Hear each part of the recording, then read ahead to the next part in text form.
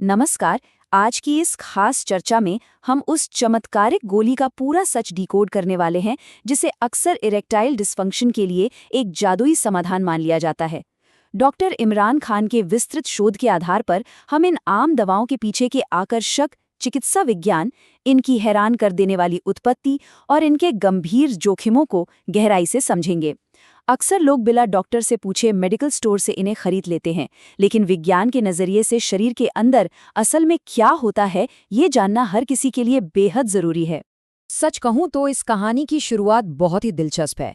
दुनिया की सबसे मशहूर सेक्सुअल वेलनेस पिल्स दरअसल जानबूझकर नहीं बनाई गई थीं। 1990 के दशक की बात है। वैज्ञानिक एंजाइना यानी दिल के दर्द और हाई ब्लड प्रेशर की दवाओं का क्लिनिकल परीक्षण कर रहे थे। जब मरीजों पर ट्रायल हुआ तो पता चला कि ये दवा दिल के दर्द पर तो कुछ खास असर नहीं कर रही है, बल्कि एक बिल्कुल अलग ही जगह अपना प्रभाव दिखा रही है। तो इस तरह इस तथाकथित चमत्कारिक गोली का जन्म एक पूरी तरह से अप्रत्याशित और आकस्मिक साइड इफेक्ट के रूप में हुआ था। तो आज के इस विश्लेषण का एजेंडा कुछ इस तरह रहेगा। हम क्रम से समझेंगे। पहला, PD5 इनहिबिटर्स का विज्ञान। दूसरा, इसकी आकस्मिक उत्पत्ति और बायोलॉजिकल वर्किंग। तीसरा, सामान्य और खतरनाक साइड इफेक्ट्स। चौथा, किन लोगों को इन दवाओं से बिल्कुल बचना चाहिए। और पांचवा, प्राकृतिक विकल्प और इसके मूल कारण। चलिए बिना देरी किए पहले पॉइंट से शुरुआत करते हैं। PDE5 इनहिबिटर्स का विज्ञान। अब PD इनहिबिटर्स नाम सुनकर थोड़ा साइंटिफिक लग सकता है, लेकिन असल में ये उस पूरे फार्मास्यूटिकल परिवार का नाम है जिससे ये सारी दवाएं आती हैं। इन्हें पहचानना बहुत ही आसान है। मेडिकल स्टोर पर मिलने वाली इस क्लास की लगभग हर दवा के नाम के आखिर में फिल लगा होता है, जैसे सिल्डेनाफिल, टाडोलफिल या वर्डेनाफिल। जब भी किसी दवा के नाम में ये शब्द दिखे तो समझ जाना चाहिए कि बात इसी विशिष्ट वर्ग की हो रही है। अब ये दवा शरीर में काम कैसे करती है, इसे एक बॉडीगार्ड के उदाहरण से समझते हैं जो किसी हमलावर को रोक रहा हो। सामान्य स्थिति में शरीर सबसे पहले नाइट्रिक ऑक्साइड नाम का केमिकल बनाता है।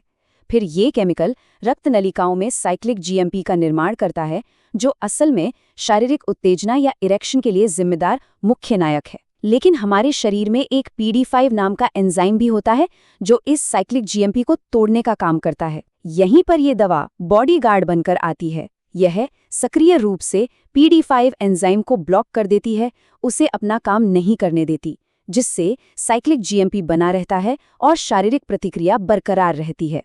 इसी से जुड़ा है हमारा दूसरा सेक्शन, आकस्मिक उत्पत्ति और जैविक कार्यप्रणाली। यहाँ ये समझना बहुत ज़रूरी है कि योग्य मेडिकल एक्सपर्ट्स या सेक्सोलॉजिस्ट इस दवा को सिर्फ एक टेम्परेरी जुगाड़ की तरह नहीं देखते। वो इसे एक ट्रांसपोर्ट बस की तरह इस्तेमाल करते हैं। चूंकि ये दवाएं शरीर में रक्त प्रवाह को बहुत तेज़ी से बढ़ा देती हैं, इसलिए डॉक्टर अक्सर इनका उपयोग अन्य महत्वपूर्ण उपचारात्मक दवाओं को सीधा क्षतिग्रस्त नसों और ऊतकों तक पहुंचाने के लिए करते हैं, ताकि सिर्फ लक्षणों को न दबाया जाए बल्कि अंदर से वास्तविक मरम्मत की जा सके। खैर, अब आते हैं तीसरे और बहुत ही क्रिटिकल पॉइंट पर, इसके सामान्य और खतरनाक साइड इफेक्ट्स। देखिए, अगर कोई बिना सही जानकारी के खुद से दवा ले रहा है तो वो बहुत बड़ा रिस्क उठा रहा है। साइड इफेक्ट्स को अगर हम बांटें तो सिर दर्द, पिंडलियों में दर्द, सर्दी जैसी बंद नाक या देखने में हल्की परेशानी तो फिर भी कुछ समय बाद ठीक हो जाती है। लेकिन असली खतरा दूसरी तरफ है। इनमें सबसे डरावना है मनोवैज्ञानिक निर्भरता, जहां दिमाग ये मान लेता है कि गोली के बिना शरीर काम ही नहीं कर सकता, और फिर एक समय बाद इन गोलियों का असर ही खत्म हो जाता है। और यहाँ एक नंबर याद रखना बहुत ज़रूरी है, 4। अगर दवा लेने के बाद शारीरिक तनाव 4 घंटे से ज़्यादा रह जाए तो इसे हल्के में नहीं लेना है।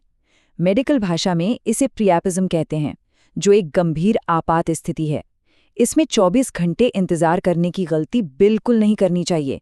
अगर तुरंत डॉक्टर के पास नहीं गए तो ऊतकों को ऐसा स्थायी नुकसान हो सकता है जिसकी कभी भरपाई नहीं हो सकती।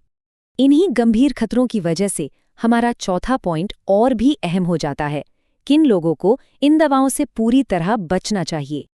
ये लिस्ट उन मेडिकल प्रोफाइल्स की है जिन्हें इन दवाओं को छूने से भी सख्त मना किया गया है। सबसे बड़ा अलर्ट उन लोगों के लिए है जो हार्ट की बीमारी के चलते नाइट्रेट्स ले रहे हैं। नाइट्रेट्स और इन गोलियों का कॉम्बिनेशन सच में जानलेवा हो सकता है। ब्लड प्रेशर अचानक से गिरकर सीधा 0 तक पहुंच सकता है। इसके अलावा गंभीर लिवर रोग, अनियंत्रित ब्लड प्रेशर और पेरोनी रोग के मरीजों को भी इनसे सख्त दूरी बनानी चाहिए। चलिए अब आखिरी और 5वें हिस्से पर आते हैं, प्राकृतिक विकल्प और समस्या के मूल कारण। हमेशा केमिकल्स पर निर्भर रहना जरूरी नहीं है। विज्ञान ने कुछ ऐसी प्राकृतिक वनस्पतियों का भी अध्ययन किया है जो लगभग वैसा ही बायोलॉजिकल काम करती हैं, वो भी शरीर को कोई कठोर रासायनिक झटका दिए बिना। हॉर्नी गोट वीड और ब्यूटिया सुपरबा जैसी जड़ी बूटियों में प्राकृतिक रूप से PD5 को रोकने वाले गुण पाए गए हैं। वहीं ट्रिबुलस टेरेस्ट्रिस शरीर में नाइट्रिक ऑक्साइड के उत्पादन को बढ़ावा देने में मदद करता है। ये विकल्प एक ऑर्गेनिक सपोर्ट सिस्टम दे सकते हैं। लेकिन यहाँ एक बहुत बड़ी सच्चाई को समझना होगा। सिर्फ एक गोली खाकर लक्षणों को दबा देना असली इलाज नहीं है। किसी भी पिल पर पूरी तरह निर्भर रहना इस बात को इग्नोर करना है कि बीमारी असल में जड़ से खत्म नहीं हुई है। कई बार इस समस्या का मूल कारण गंभीर चिंता, तनाव या डिप्रेशन होता है। जब तक उस मनोवैज्ञानिक स्थिति या असली वजह का इलाज नहीं किया जाता, तब तक कोई भी स्थायी समाधान नहीं मिल सकता। तो इस पूरे विश्लेषण के बाद एक बहुत ही गहरा सवाल उठता है, क्या सिर्फ कुछ पलों के एक रासायनिक समाधान के लिए शरीर के उन अहम और गहरे सिग्नल्स को इग्नोर कर देना सच में सही है? शरीर हमेशा संकेत देता है जब अंदर कुछ गलत चल रहा होता है। बीमारी के लक्षणों को मास्क करने के बजाय उसकी जड़ तक पहुंचना ही सही सेहत का रास्ता है। इस खास डिकोड सेशन में शामिल होने के लिए बहुत बहुत धन्यवाद।